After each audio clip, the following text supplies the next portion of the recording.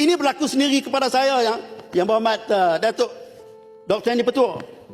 Semasa saya bertanding, waktu itu saya dalam UMNO sebagai ketua bahagian. Ada orang datang melawan saya, seorang menteri lawan saya, boleh dikatakan 99% ketua-ketua cawangan pergi ke Mekah. Jerai, waktu itu saya bahagian jerai. Sampai sekarang saya di jerai. Cuma saya dihantar untuk menyelesaikan masalah di Langkawi. Tapi alhamdulillah dapat juga. Saya duduk di sini, walaupun orang yang saya kalahkan itu is my legend.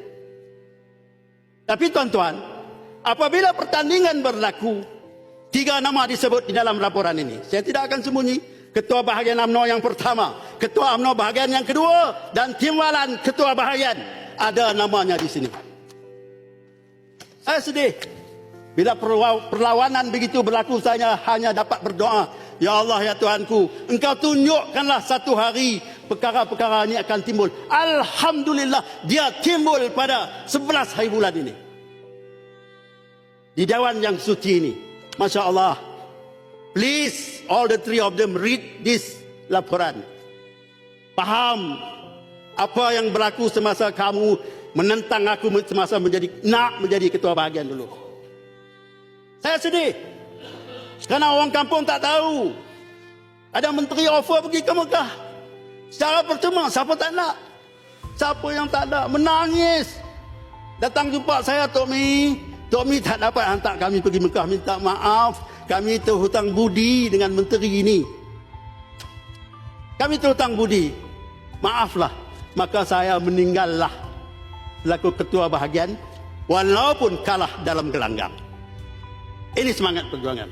Tuan-tuan dan perempuan, kalau kita melihat lagi kepada soal politik di dalam ini, dan kalau kita lihat sendiri dan kita baca, Suruhanjaya mendapati 3.2.14, mendapati penglibatan ahli politik dalam pengurusan lembaga tabung haji telah menimbulkan pelbagai persepsi dalam kalangan masyarakat di negara ini. Saya membaca laporan semasa pengurusi minta maaf. Datuk Seri Abdul Aziz ini sahabat saya. Semasa beliau nak dilantik, bukan sahaja orang individu yang menentang, malah parti UMNO sendiri menentang pelantikan beliau pada ketika itu.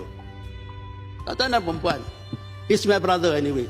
But if you have done wrong, you have to face it. Apa yang kita selalu tengok pasal Langkawi yang viral adalah video-video yang not that nice. Tapi this time, I rasa he spoke with penuh emosi dia dengan apa yang pernah berlaku kepada diri dia sendiri. Dan I rasa, bukan saya rasa, tapi saya berharap perkara-perkara seperti ini tidak akan berlaku lagi. I rasa this is really bad. I have seen my own friends apabila mereka dapat menunaikan haji, pergi ke Mekah. I boleh faham perasaan mereka. Dan menggunakan satu perkara yang sesuci ini untuk dapatkan kuasa, it just feels so wrong.